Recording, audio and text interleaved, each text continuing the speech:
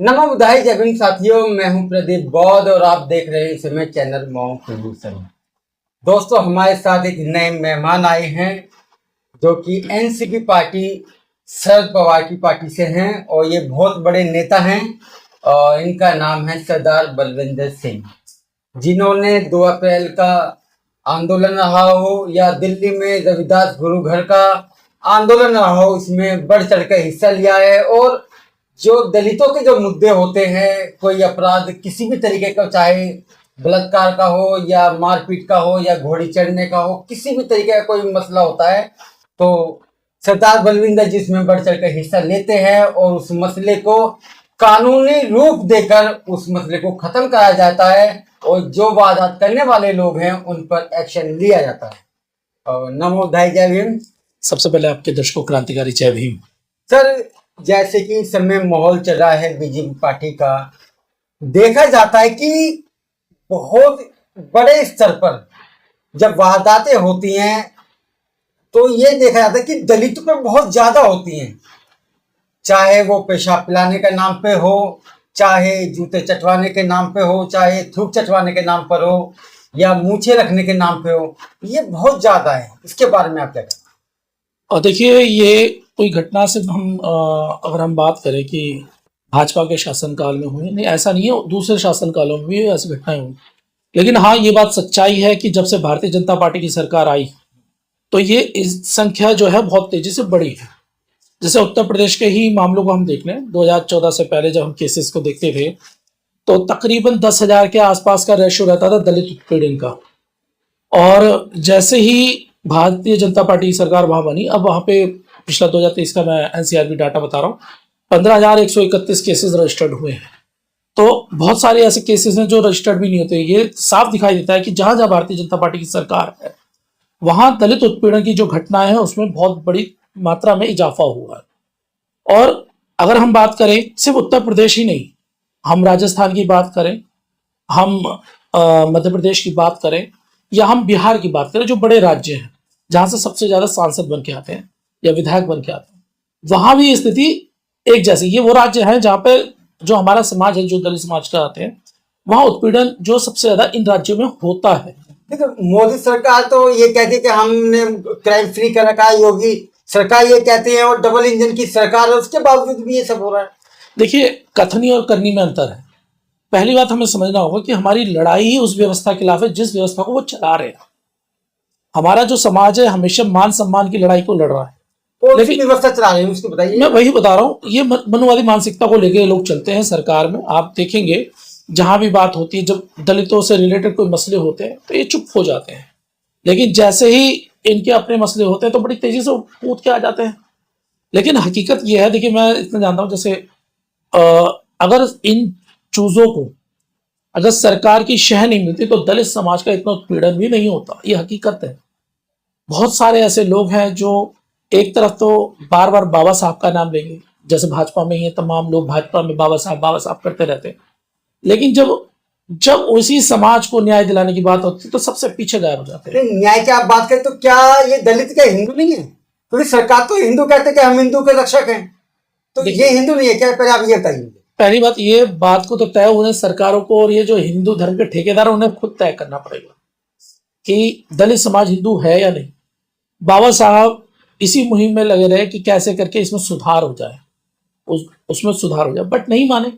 जब नहीं माने तो बाबा साहब ने अपना अलग रास्ता अपनाया। बाबा साहब बुद्धिज्म में चले गए। और अगर हम इतिहास की बात करें, देखिए, क्योंकि मैं कभी धार्मिक चर्चाओं में भाग नहीं लेता, क्योंकि मेरी लड़ाई सामाजिक लड़ाई है और मैं समाज के हितों के लिए लड़ने के लिए हमेशा रहता हूँ।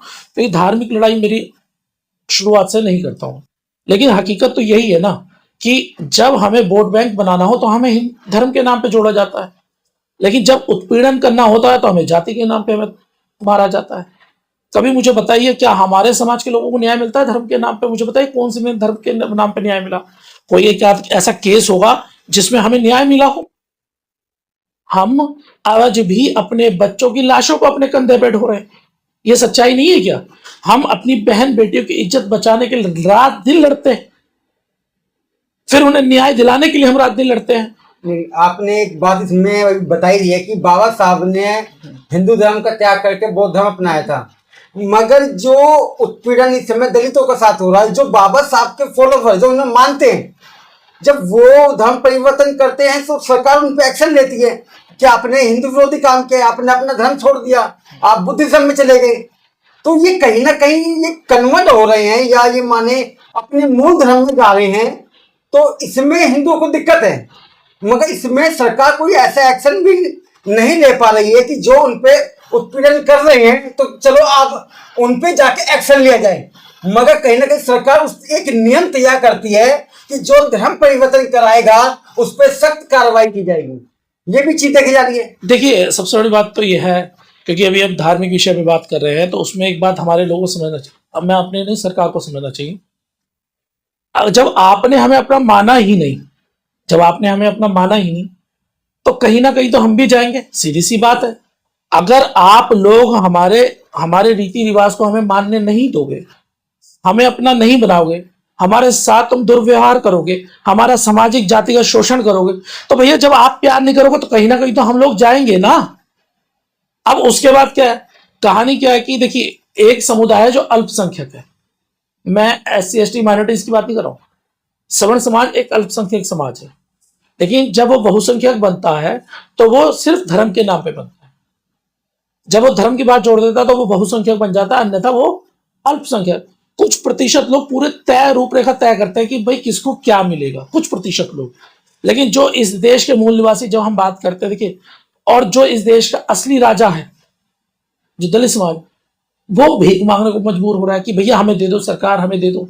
लेकिन इसके लिए मैं कभी भी दोषी इन लोगों को नहीं मानता। मेरे बहुत सारे लोग, मैं कई बार आपने देखे होंगे, मेरे वीडियोस भी आते हैं, जब मैं एज अ टीवी चैनल्स पे भी जाता था, जब मैं, तो उसमें भी मैं ये बात कहता था कि कहीं ना कहीं मुझे लगता है हमारे सामाजिक शोषण का कारण वो जो लोग करने वाले, उनसे ज्यादा हमारे अपने लोग हैं। कैसे बताता हूं।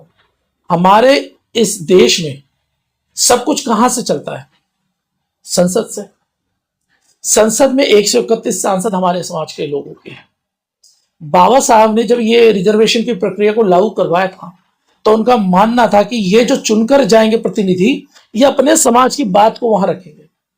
लेकिन हुआ क्या, ये लोग सत्ता की चाशनी चाटने के लिए दलाली करने लगे, और ये लोग कभी भी समाज के साथ नहीं खड़े होते। समाज के मंच तो चाहिए, लेकिन समाज को न्याय नहीं दिलवाना इन लोगों ने। अगर सरकार कोई भी दलित विरोधी कोई भी नियम लेकर आती है, कानून बना के लाती है, तो क्या वो 131 सांसद अगर एक तरफ खड़े हो जाए तो सरकार नहीं गिर जाएगी? डर होगा ना। लेकिन ये लोग सिर्फ सत्ता की चाशनी चाटने के लिए समाज के साथ गद्दारी करते हैं, और 5 साल के बाद फिर अपने समाज में जाते हैं और कहते हैं कि हम तो आपके अपने बेटे हैं, हम इस समाज के, हमें चुन के भेजो, हम आपके लिए काम करेंगे। लेकिन दोषी कौन? एक तो ये हमारे समाज के जो सांसद विधायक बनते हैं, नंबर 1। दूसरे, मुझे लगता है कहीं ना कहीं पूंजीपति समाज, हमारे समाज का, वो भी कहीं ना कहीं गद्दारी हमारे समाज के साथ कर रहा है। ये इस बात से मेरे बहुत सारे साथी नाराज होंगे, लेकिन हकीकत ये है तो कुछ प्रतिशत जो हैं लोग, वो तो काम कर रहे हैं, समाज में पे बैक टू सोसाइटी करते हैं। लेकिन बाकी ज्यादातर लोग क्या करते हैं? अगर हम देखें, सरकारी नौकरी में बैठते हैं लोग ज्यादातर, हमारे जो समाज के, जो बाबा साहब के रिजर्वेशन की बदौलत वहां पहुंचते हैं। जब तक नौकरी रहेगी उन्हें समाज याद नहीं रहता। मुझे बताइए कितनों को याद रहता समाज? और जैसे ही नौकरी जाने का समय होगा, आखिरी समय होगा, 2-3 साल होंगे, ये समाज का नेतृत्व करने खड़े हो जाते हैं, और उसके बाद कहते हैं हमसे बड़ा बाबा साहब का कोई सलाहकार नहीं, ओ सिपाही नहीं है हमसे बड़ा। सिपाही की आपने भी बात करी है कि बाबा साहब के सिपाही, खुद मोदी जी, खुद योगी जी बाबा साहब के आगे सिर झुकाते हैं, उनके जो स्थल हैं उन्हें बनवाने का काम करते हैं। उसके बावजूद भी आपको लगता है कि बीजेपी दलितों की विरोधी पार्टी है? देखिए, मैं इस बात को करने से पहले जो पिछली बात मैं कह रहा था वो पूरी बात करना चाहूंगा। जी। देखिए, हमारे समाज, क्योंकि मैं सीधी बात मैंने बताया कि मुझे ज्यादा गुस्सा किस पे, अपने समाज के नेताओं पर है। वो कभी भी अपने समाज के सही सामाजिक कार्यकर्ताओं को मौका नहीं देते। वो लोग पहले वो सांसद बनेंगे, फिर उनके बेटे बनेंगे, फिर उनके बेटे बनेंगे, यानी एक पीढ़ी में मलाई चाटनी शुरू हो गई तो पूरी जिंदगी भर उन्हीं की पीढ़ी मलाई चाटती रहेगी। लेकिन समाज का एक बहुत बड़ा पिछड़ा, जो नीचे बैठा हुआ वर्ग है, जो हमारे समाज का है, जो गरीब व्यक्ति है, उस तक वो पावर जाने नहीं देते ये लोग। और ईमानदारी से बताऊं, कई बार आपने देखा हो, आपके दर्शकों ने भी बात देखी होगी, अगर उनका कोई रिश्तेदार या कोई, देखिए हमारे ये रिश्तेदारियों में ही आते कहीं ना, अगर आपसे ऊंची दर्जे पर रिश्तेदार कोई है, कोई अधिकारी रैंक है, आप चले जाइए, वो खुद आपके साथ अछूतों जैसा व्यवहार करते हैं। क्या सच्चाई नहीं है ये? भाई दूसरा तो अछूतों की तरह हमारे साथ कर रहा है, हमारे साथ जातिगत भेदभाव कर रहा है, लेकिन क्या ये हकीकत नहीं, हमारे समाज का जो मजबूत लोग हैं, जो पूंजीपति लोग हैं, वही अपने समाज के गरीब परिवारों के साथ अछूतों जैसा व्यवहार करते हैं। ये बदलाव नहीं आना चाहिए, ये सबसे बड़ा बदलाव होना चाहिए, तभी तो आप सिस्टम से लड़ोगे ना। देखिए ब्राह्मणों का विरोध तो बहुत आसानी से कर सकते हैं, लेकिन ब्राह्मणों के अंदर एक खासियत बहुत बड़ी बात है, मैं जो मानता हूं, ब्राह्मणों में एक बात देखी जाती, जब उनका व्यक्ति एक बड़े ओहदे पे पहुंचता है ना, तो वो अपने से नीचे वाले ओहदे वाले का हाथ पकड़ के खींचता है कि आजा, तेरा हम तेरे को भी ऊपर लेकर आएंगे।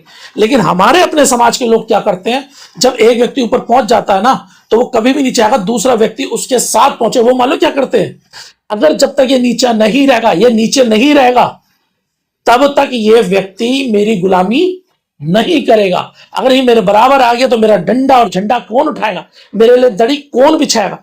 यहां पे हमारा समाज पिछड़ जाता है, जो एक सबसे बड़ी कड़वी सच्चाई है। तो समाज के जो हमारे ग्रामीण क्षेत्रों के लोग हैं या हमारे समाज के मिडिल क्लास फैमिली के लोग, उन्हें ये सोचना पड़ेगा, जो व्यक्ति आपके साथ खड़ा नहीं रहा, आपके सामाजिक आंदोलन में आपके साथ नहीं खड़ा रहा, आपके समाज के जब शोषण होते हैं वो नहीं खड़ा होता, तो ऐसे लोगों को कोई मंच देने की आवश्यकता नहीं, उनके गले में माला डालने की जरूरत नहीं है, उनका सबसे ज्यादा विरोध होना चाहिए। उन्हें जब भी वो मंच पे आप क्या है धक्का दीजिए, क्या जरूरत है आपको उन्हें बुलाने की। बस एक शौक कर लिया है कि जाएंगे, आजकल सामाजिक संगठनों ने भी ड्रामा बना के रखा हुआ है कि जो पूंजीपति थोड़े होते हैं तो उनके पास जाएंगे कि भैया हम बाबा साहब का कार्यक्रम करेंगे, हम समाज को सम्मानित करेंगे, लाओ जी चंदा दे दो। वो 20-25 हजार रुपए देगा, 15-20 हजार उसे चीफ गेस्ट बनाकर उसके गले में माला, जबकि उसने पूरी जिंदगी समाज के लिए काम नहीं करा। उस व्यक्ति ने पूरी जिंदगी समाज के लिए नहीं काम करा, 20-25 हजार रुपए दे दिया और आपने उसे चीफ गेस्ट बना लिया, उसका पिछला इतिहास नहीं देखा, उसकी जय जयकार करा दी। वो आया, पैसे के दम पे फोटो खिंचवाई हमारे मंचों पे, हमारे लोगों के बीच में, और राष्ट्रीय नेता बन गया हमारा। और फिर हमारे ही सर पे चढ़ के मूतता है वो हमारे ही सरों पे। तो ये व्यवस्था तो हमारे समाज के लोगों को बदलनी पड़ेगी ना। ये तो आपको बदल, तो आप कब बदलोगे ये तो बताइए। तो इसी बात को लेकर अब रही बात आपकी सेकंड बात, मोदी जी वाली बात, तो यही दिखावा तो मोदी जी कर रहे हैं।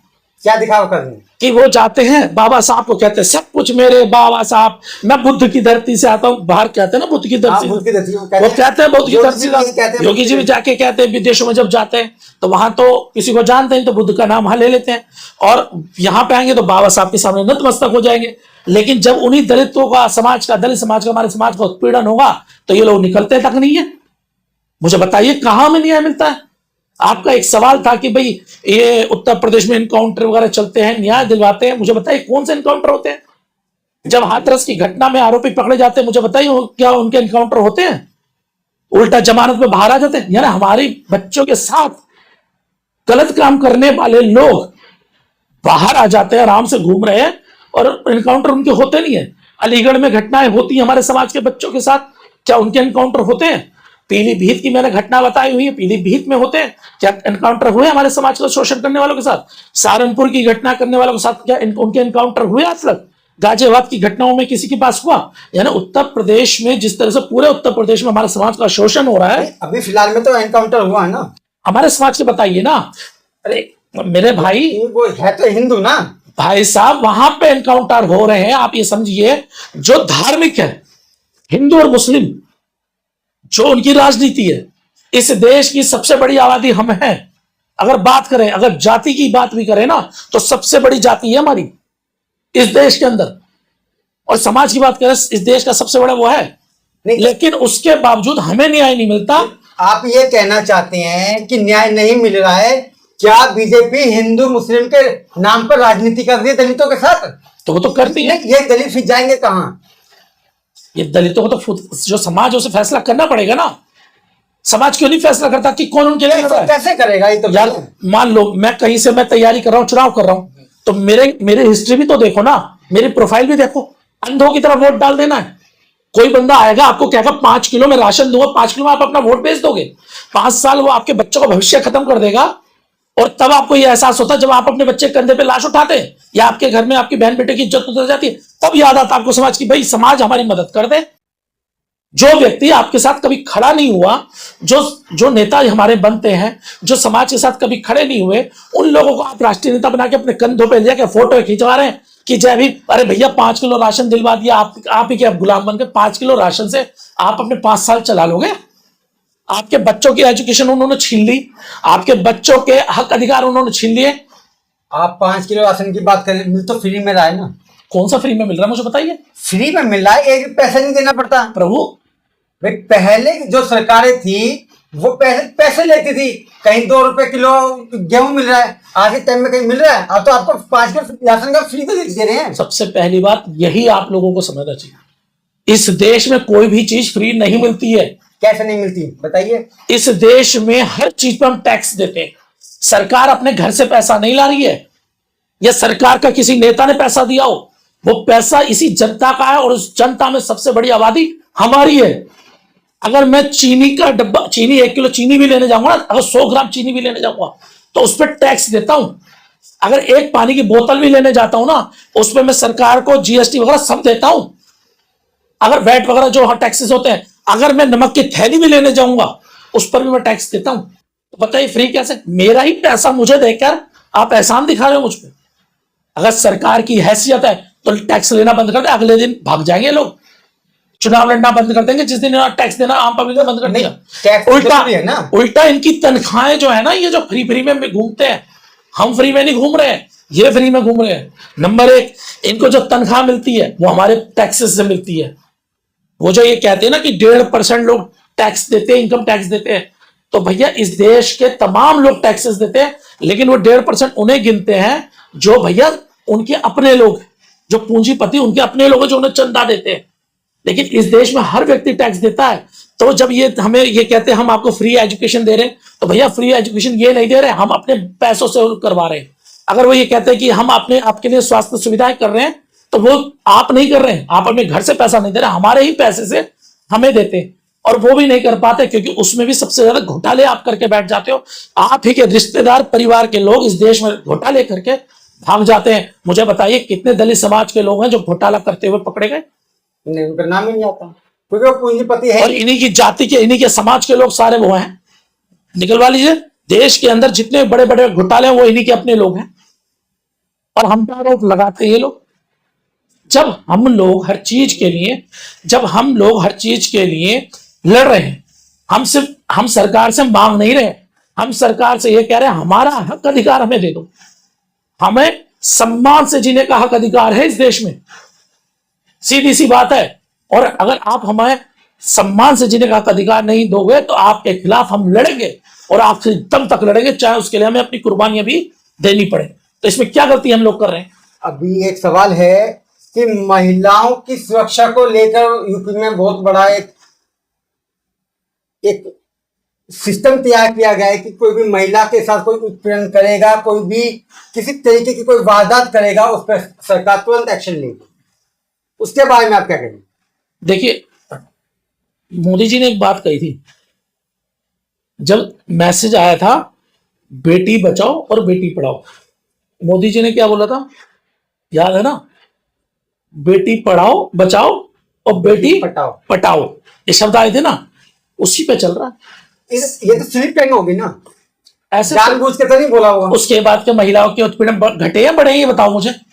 एनसीआर भी, चलो मैं झूठा हो सकता हूं भाई, आपके व्यूअर्स ये कहेंगे भाई बलविंदर ये वो आके उलझुल बात कर रहा है, ये कह सकते हैं आपके, या मोदी जी के भक्त जो आएंगे वो भी ये बात कर सकते। भैया जो सरकारी डाटा वो तो गलत नहीं बोलेगा ना, वो तो सरकार, भाई मोदी सरकार जो है उसी की संस्था लिख रही है ना डाटा, मैं तो नहीं लिख रहा जाके वहां पर। तो वो रिपोर्ट ये कहती है कि महिला उत्पीड़न बढ़ा है। तो जब महिला उत्पीड़न बढ़ा है तो काय का एनकाउंटर हो रहा है बताओ? एक विशेष धर्म के लोगों के एनकाउंटर तो होते हैं, एक विशेष धर्म के, दूसरों के बताओ कितने एनकाउंटर है? एक आध के छोड़ दो, बाकी बता दीजिए। अगर वहां पे 100 एनकाउंटर हुए तो इधर की साइड एक एनकाउंटर, 1 या 2 एनकाउंटर होंगे। दूसरी साइड आप ज्यादा मार रहे, इधर की साइड कम मार रहे हैं। मतलब आप क्या कहना चाहते हैं ये बताइए?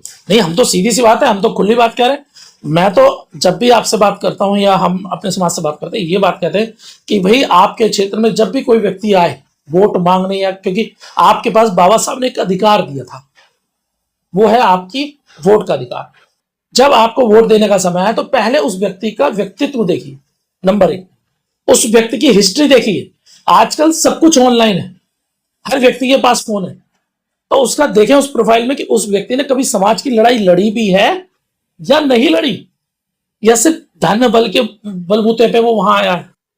तो जब वो व्यक्ति समाज के लिए अगर लड़ा है, अगर उसने अपने समाज के लिए अपना जीवन कुर्बान किया है, ऐसे व्यक्ति को चुन के भेजेंगे, वो आपकी आवाज को उठाएगा। अगर आप उन्हें नहीं चुन के भेजेंगे और आप दलाल टाइप के लोगों को भेजेंगे जो पार्टियों की चाटुकारिता करने में लगे रहे और समाज की बात को ना रखे, तो भैया आप उम्मीद कैसे कर सकते हो उनसे कि भैया ये लोग आपके लिए काम करेंगे? वो तो कभी नहीं करेंगे। अगर आपके दुश्मन के साथ ही वो गलवैया मिलाएंगे और कहेंगे भाई आप हमारे राम हो और हम आपके हनुमान हैं, जो आपको मार रहे हैं उनके ही उन्हें राम बनाएंगे और खुद हनुमान बन जाएंगे, तो आपको लगता है वो आपके लिए लड़ेंगे? नहीं, आपकी बातों से मुझे एक सवाल है जो आपने नहीं बताया, मैं आपको बता देता हूँ कि मैंने सुना है कि आप धनौरा विधानसभा उत्तर प्रदेश से चुनाव लड़ने की तैयारी कर रहे हैं। जी हाँ, लड़ रहा हूँ। अब मान लीजिए वो आपको जिताते हैं, वो आपके साथ खड़े होते हैं, आपने ऐसा कर दिया, फिर क्या किया जाएगा? देखिए, पहली बात तो जब आप ये सवाल करते हैं ना, तो मैं एक बात अपने समाज में हमेशा एक बात कहता हूँ कि कभी भी मुझ पे विश्वास मत कीजिए। मेरे अगर मैंने कुछ काम किया होगा तो वो दिख जाएगा आपको सोशल मीडिया पे। भाई मैंने कुछ करा होगा तभी तो मीडिया के अंदर आया होगा ना। तो और मेरी फेसबुक आईडी वगैरह सारी वो है, सरदार बलविंदर सिंह के नाम सर्च कर सकते हो, वहां पे आपको सब कुछ दिख जाएगा कि मैंने क्या करा है क्या नहीं करा है। लेकिन सवाल यह है, देखिए मेरी धनौरा विधानसभा रिजर्व सीट है, नंबर 1 बात समझिए। वहां से तमाम पॉलिटिकल पार्टी के विधायक रहे, तमाम पॉलिटिकल पार्टियां जीती। 10 साल से वहां पे भारतीय जनता पार्टी के विधायक हैं। उस क्षेत्र में जाने का एक बड़ा कारण यह है कि वो दलित समाज वाली हमारी रिजर्व सीट है, एक बड़ा कारण यह भी है।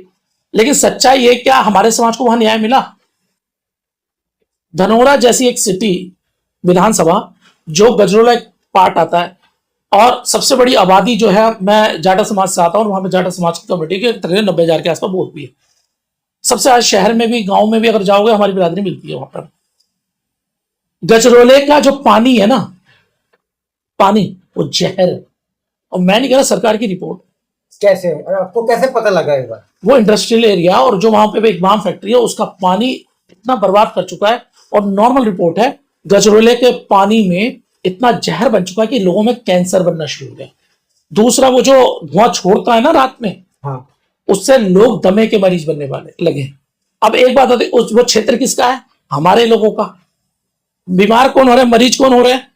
हमारे लोग। सुनवाई क्यों नहीं हो रही सरकार की? वहां से विधायक भाजपा का, स्टेट की सरकार भाजपा की और केंद्र की सरकार भी भाजपा की। पहला रीजन कि हमारे लोगों को कहीं ना कहीं बीमार किया जा रहा है। दूसरी लड़ाई देखिए, वो एक क्षेत्र ऐसा है जो खादर एरिया से जुड़ता है। खादर आपके दर्शक शायद जानते हो बहुत सारे लोग कि जो नदी के साथ जुड़ता है, गंगा नदी के पास। कोई सी भी नदी है, नदी से जो चिपका हुआ एरिया होता है वो सब खादर के एरिया में। वहां पर सबसे ज्यादा जो गांव है खादर एरिया में हमारे अपने समाज के लोगों के। हर साल बाढ़ आती है, हर साल हमारे जो लोग हैं उनकी फसलें बर्बाद हो जाती हैं, लेकिन सुनवाई नहीं होती। कौन करेगा उनके लिए? हम तो मौका दे रहे थे कि करो आप। वहां के तो सांसद हैं, तो वो कार्रवाई करेंगे। बता तो रहा हूं, हर साल बर्बाद होता है। 8 लाख खेतों से ही पानी जो हर बार आता है ना बाढ़ में, निकासी के साधन नहीं बनाए 8 लाख। आप जाके देखिएगा वहां पे। हमने बात क्या करी? हम ये कह रहे कि एजुकेशन का राष्ट्रीयकरण होना चाहिए।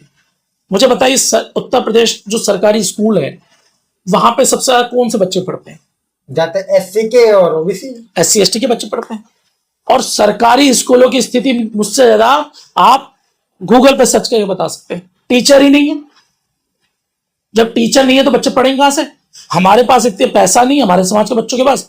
वो बेचारे जो गरीब परिवार हैं वो अपने बच्चों को सरकारी स्कूल में जाते हैं और सरकारी स्कूल में वो पढ़ नहीं पाते, उनकी एजुकेशन नहीं है। एजुकेशन पे हम ये कह रहे हैं कि शिक्षा का, अगर आप लोगों ने शिक्षा सही कर दी होती, शिक्षा का राष्ट्रीयकरण कर दिया होता, तो हमारे बच्चे भी अच्छे स्कूलों में चले जाते। भाई प्राइवेट स्कूलों में तो हम नहीं भेज सकते ना अपने बच्चों को। हमारे बच्चे, आप अंदाजा लगाएं, हमारे बच्चों की स्थिति यह है कि 8वीं 9वीं तक पढ़ाई करते हैं, उसके बाद स्कूल छोड़ देते हैं और उसके बाद दिहाड़ी मजदूरी पे काम करते हैं। उसके बाद दोबारा से एडमिशन कराते हैं और एक तरफ सुबह से शाम तक 8 बजे से लेकर 5 बजे तक दिहाड़ी मजदूरी करते हैं। उसके बाद रात को पढ़ाई करते हैं, फिर एग्जाम देके पास होते हैं।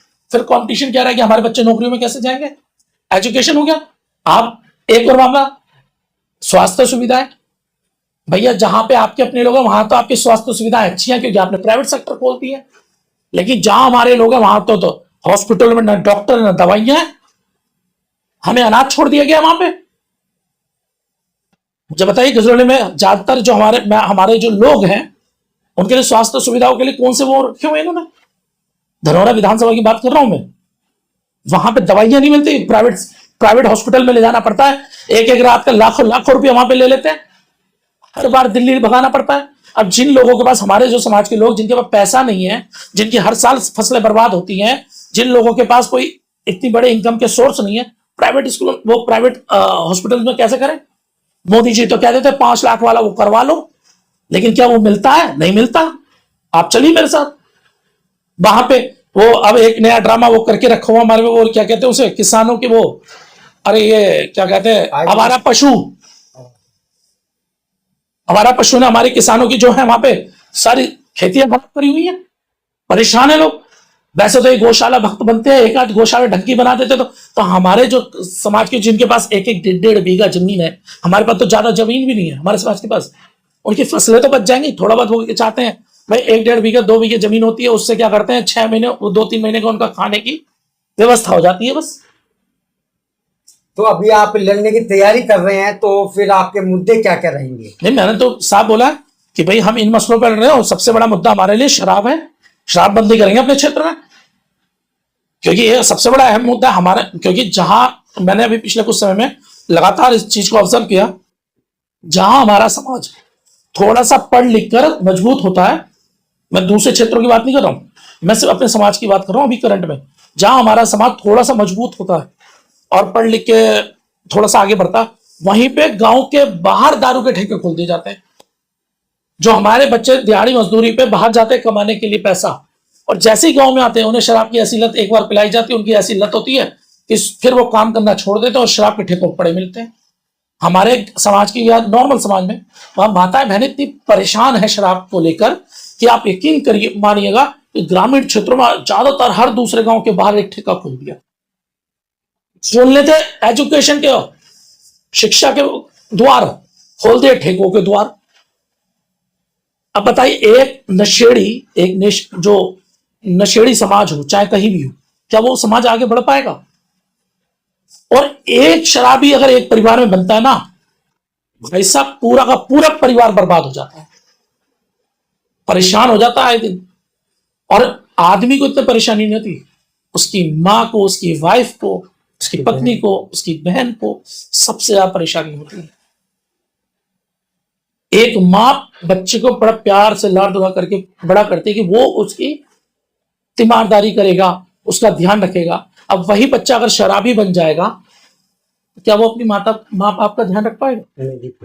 जो थोड़ा बहुत धन कमा के बाहर से लाएगा, क्योंकि ज्यादातर क्योंकि गजरौली में पलायन एक बहुत बड़ी समस्या है, पलायन, क्योंकि रोजगार के लिए बच्चे ज्यादातर बाहर की साइड ज्यादा जाते हैं, तो वो बच्चे जो थोड़ा बहुत पैसा लाते हैं कमा के, वो अगर शराब में ही पैसा खर्च हो जाएगा तो रह क्या गया उनके पास। तो इन चीजों, मैं तो सिर्फ ये कह रहा हूं कि हम एजुकेशन पे काम करेंगे, पढ़े लिखे लोग हैं तो एजुकेशन पे काम करेंगे, हम लोग स्वास्थ्य सेवाओं पे काम करेंगे, हम लोग ये जो पानी की जो समस्या एक वहां पे बन चुकी है उस पर बात करेंगे, हम उस पर काम करेंगे, हम बाढ़ पे काम करेंगे, और सबसे पहली प्रायोरिटी हम शराबबंदी पे काम करेंगे। हम ये कह रहे हैं कि आपको अगर शराब की सरकार ये कहती राजस्व की बात है, आप शहर में खोल दीजिए ना ठेके, ग्रामीण क्षेत्रों को बख्श दीजिए, वहां छोटे बच्चे तो नहीं जाएंगे। भाई गांव में अगर होगा तो छोटे बच्चे पहुंच जाते हैं पीने के लिए, लेकिन अगर वो वहां से अगर 8-8, 10-10 किलोमीटर दूर होंगे या 5-7 किलोमीटर, तो छोटा बच्चा जाके तो शराबी नहीं बनेगा। तो ग्रामीण क्षेत्रों में ये शराब के जितने भी ठेके हैं ये बंद होने चाहिए सबसे पहले। आप पिलाइए, सक्षम लोगों को पिला दीजिए अगर आपको पिलाने में मजा आ रहा था। चलिए फिर हम दोबारा से अपने नए मेहमान के साथ आपसे विदा लेते हैं। दोबारा इनको आने का मौका मिलेगा, फिर दोबारा हम इनसे गुजारिश भी करेंगे कि ये आए और हमारे साथ बैठ के और वार्तालाप करें। तो आज के जो हमारे जो साथी हैं, जो आए हैं, मेहमान हैं, इनकी बातें आपको कैसी लगी हैं इस बारे में कमेंट बॉक्स में जरूर लिखें। नमो बुद्धाय, जय हिंद।